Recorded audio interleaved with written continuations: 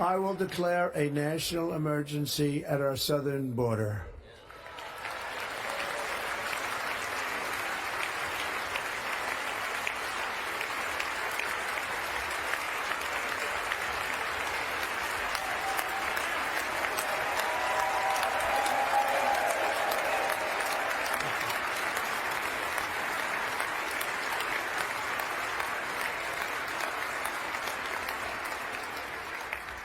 All illegal entry will immediately be halted, and we will begin the process of returning millions and millions of criminal aliens back to the places from which they came.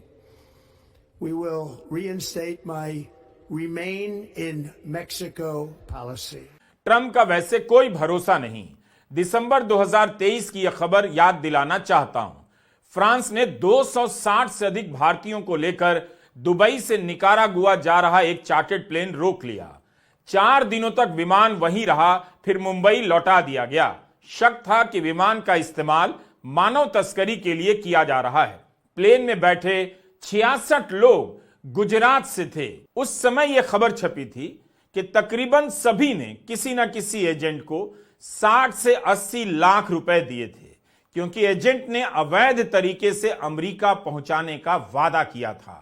ज्यादातर 8वीं से 12वीं तक पढ़े हुए थे। निश्चित रूप से ऐसी खबरों से विश्व गुरु भारत की प्रतिष्ठा नहीं बढ़ती है। इस तरह की सैकड़ों की संख्या में उड़ानें जब अमेरिका से चलेंगी, वहां रह रहे अवैध रूप से भारतीयों को लेकर दिल्ली, अहमदाबाद, हैदराबाद, मुंबई एयरपोर्ट पर उतरेंगी, तब वो दृश्य वाकई बुरा होगा। भारत की राजनीति में अवैध घुसपैठियों को निकालने के एक्सपर्ट तो दो ही हैं, प्रधानमंत्री मोदी और गृहमंत्री अमित शाह। इन्हीं दोनों को अवैध रूप से अमेरिका से निकाले जा रहे अपने प्रिय भारतीयों का स्वागत करने एयरपोर्ट पर जाना चाहिए। सोचिए, कहां तो इनकी राजनीति इसी पर टिकी होती है। बांग्लादेशी घुसपैठियों को बाहर निकालेंगे, चुनाव कहीं भी हो, घुसपैठियों का मुद्दा शुरू कर देते हैं। मगर इनके 10 साल की सरकार चलने के बाद भी बांग्लादेशी होने का मुद्दा बीजेपी ही उठाती रहती है। प्रधानमंत्री मोदी के कितने ही भाषण हैं, अवैध घुसपैठियों को निकालेंगे। झारखंड से लेकर बंगाल, दिल्ली से लेकर महाराष्ट्र के नेता विपक्ष के पूछते रहते हैं, आपकी सरकार में इतने घुसपैठिए कैसे आ गए? झारखंड में तो इसका भूत खड़ा कर दिया गया। अब उन्हीं की सरकार के दौर में अमेरिका से विमान आएगा जिसमें अवैध रूप से अमेरिका में घुसने का प्रयास कर रहे भारतीय भारत की जमीन पर उतरेंगे। अमेरिका के कस्टम और बॉर्डर विभाग का आंकड़ा है कि 2023 से 24 के बीच हर घंटे 10 भारतीयों ने अमेरिका में अवैध रास्तों से घुसने का प्रयास किया।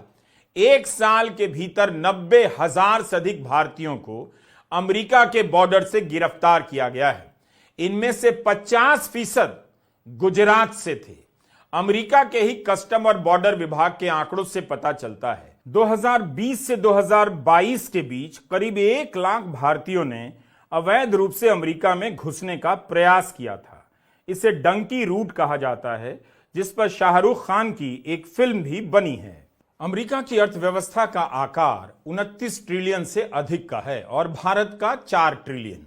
भारत में बेकारी ने नौजवानों को रिस्क लेने के लिए मजबूर कर दिया कि अवैध रास्ते से अमेरिका में घुसते हैं। नरेंद्र मोदी ने 2014 में कहा था, अमेरिका के नागरिक एक दिन लाइन में लगकर भारत के वीजा का इंतजार करेंगे। आज उसी भारत के नौजवान जानलेवा रास्तों के सहारे अवैध प्रवासी बनने के लिए अमेरिका जा रहे हैं और अब वहां से अवैध रूप में पकड़े जाएंगे और फिर वापस भी किए जाएंगे। ट्रंप के इस आदेश का नाम है सिक्योरिंग आवर बॉर्डर्स। इसमें लिखा है कि पिछले 4 साल में अमेरिका में जो लोग अवैध रास्तों से घुस आए, उनकी बहुत कम जानकारी है, मगर अब यह नहीं चल सकता है। जिस देश की सीमा नहीं है वो देश नहीं है। अमेरिका की सरकार इस बारे में तेजी से काम करेगी और हमारी सीमाओं को सुरक्षित करेगी। मेरे लिए सबसे जरूरी है कि अमेरिका में अवैध रूप से समूह बनाकर घुसने वाले लोगों को रोक दूं। मेरी सरकार अपने सभी संसाधनों का इस्तेमाल कर अवैध प्रवासियों के प्रवाह को रोकने का काम करेगी। इसके लिए हम एक दीवार खड़ी करने के अलावा अन्य तरीकों के इस्तेमाल से घुसपैठियों को भी रोकेंगे। जिन विदेशियों पर कानून का उल्लंघन करने का शक होगा उन्हें वापस भेजने से पहले कानून के प्रावधानों का इस्तेमाल कर गिरफ्तार किया जाएगा। जो भी विदेशी प्रवास के कानून तोड़ेगा या जो ऐसे लोगों की सहायता करता हुआ पाया जाएगा उनके खिलाफ भी आपराधिक मामले चलाए जाएंगे। नमस्कार दोस्तों, मैं हूं आपके साथ अरविंद। आप देख रहे हैं मुझे अपने ही मंच अरविंद दिलसे पर। घुसपैठिया ये शब्द सुनते ही हमारे दिमाग में एक दो दूसरे शब्द जरूर कौनते हैं, स्ट्राइक करते हैं। मुसलमान, रोहिंग्या मुसलमान। इस शब्द का डर दिखा करके हमारे देश में एक दल जो दुनिया का सबसे बड़ा दलदल बन चुका है अपने पक्ष में मतदान करवाता है। मगर इस समस्या का निदान ढूंढने की इन लोगों ने कभी कोशिश नहीं की, और कोशिश करें भी क्यों जब किसी समस्या का डर दिखा करके आप वोट उनके पक्ष में डाल देते हैं। ऐसे में समस्या का समाधान ढूंढ लिया जाएगा तो आप उनके पक्ष में वोट क्यों डालेंगे।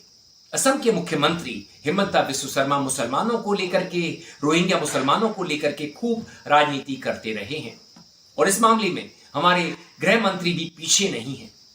झारखंड में जहां विधानसभा चुनाव होने को हैं, वहां के आदिवासी भाइयों को, बहनों को डरा करके, इनका डर दिखा करके आगे वोट बटोरने की कोशिशें की जा रही हैं। बार बार गृह मंत्री घुसपैठियों का जिक्र करते हैं, मुसलमानों का जिक्र करते हैं, रोहिंग्या मुसलमानों की बात करते हैं। वहां के आदिवासियों के दिमाग में एक बात बैठाने की कोशिश करते हैं कि देखिए, आपके प्रदेश में अगर रोहिंग्या मुसलमान बड़ी संख्या में प्रवेश कर चुके हैं तो आपका क्या होगा, आपके अधिकारों का क्या होगा। यहां की सामाजिक स्थिति परिस्थिति बिगड़ जाएंगी, डेमोग्राफिक कंडीशंस खराब हो जाएंगी। हमारे झारखंड में जिस प्रकार से घुसपैठ हो रही, अगर इसी प्रकार से चला तो 25-30 साल में एक घुसपैठिए यहां बहुमत में आ जाएंगे। सबसे बड़ी समस्या के लिए मैं आपके पास आज आया हूं। हमारे झारखंड में जिस प्रकार से घुसपैठ हो रही, अगर इसी प्रकार से चला तो 25-30 साल में एक घुसपैठिए यहां बहुमत में आ जाएंगे। आप चाहते हो क्या गिरिडीह घुसपैठियों से भर जाए? जोर से बोलो, चाहते हो क्या? हेमंत सोरेन ने रोक सकता है क्या? कांग्रेस रोक सकती है? मगर दोस्तों, घुसपैठिए हमारे देश में ही प्रवेश नहीं करते। हम भी कई देशों में घुसपैठिए के तौर पर जाते हैं, वहां पर इलीगल तरीके से, गैरकानूनी तरीके से प्रवेश करते हैं, डंकी मारते हैं। और हरियाणा विधानसभा चुनावों में जब प्रचार चल रहा था, चुनाव प्रचार, राहुल गांधी ने बड़े दमखम के साथ इस विषय को रखा था। चर्चा के केंद्र में यह विषय आ गया था, क्योंकि पंजाब, हरियाणा से, गुजरात से भी बड़ी संख्या में युवा विदेश जाते हैं, अमेरिका जाते हैं, गैर कानूनी तरीके से जाते हैं, घुसपैठिए के तौर पर जाते हैं। मगर हमारे देश के बड़े बड़े नेता, बड़े बड़े नाम इस बात का जिक्र नहीं करते, इस समस्या पर दो शब्द बोलने की कोशिश नहीं करते। राहुल ने हिम्मत दिखाई थी। राहुल तो 3 दिवसीय यात्रा पर जब अमेरिका गए थे, वहां पर हरियाणा के युवाओं से मिले थे, उनकी समस्याओं को उन्होंने समझने की कोशिश की थी, उनके साथ दर्द बांटा था। और हरियाणा में भी एक परिवार को जाकर के वहां से जो संदेश उन्हें मिला था, दिया था। तो हम भी डंकी मार करके विदेश जाते हैं, वहां जाकर के बच जाते हैं घुसपैठिए के तौर पर। मगर जब हमारे देश में घुसपैठिए प्रवेश करते हैं तो हमें बुरा लगता है। वहीं जब हम दूसरे देशों में घुसपैठिए बन करके प्रवेश करते हैं, वहां पर सवाल खड़े नहीं करते। सवाल क्यों खड़ा करें? क्योंकि ये हमारे हितों का मामला है। तो हम क्या दोहरे मापदंड अपनाते हैं घुसपैठिए वाले सवाल पर? वास्तव में अपनाते हैं।